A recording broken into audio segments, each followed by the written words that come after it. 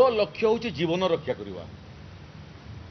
प्रथम प्राथमिकता स्वाभाविक भाव में रहिबो जे प्राकृतिक विपर्य आसिले एक जीवन रक्षा केमिति हेबो, सरकार केमिति लोकंकर रक्षा कवच हेबो एवं केवल लोक नुहंती एथिरे जो माने गृहपालित पशु एपरिक पशुपक्षीर जीवन रक्षा करिवार मध्य मनुष्यर कर्तव्य।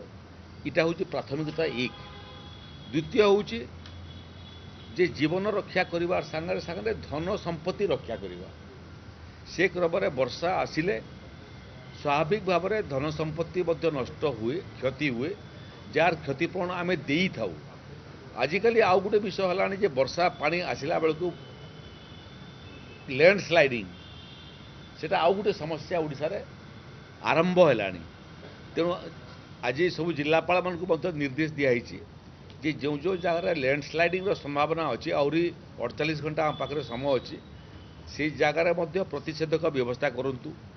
लो लाइंग रोड रे जो रोड उपरे पानी जाए एवं बहुत समय रोड को क्रॉस करने लोक उद्यम करती, जानवाहन उद्यम करे एवं कैजुअलिटी हुई।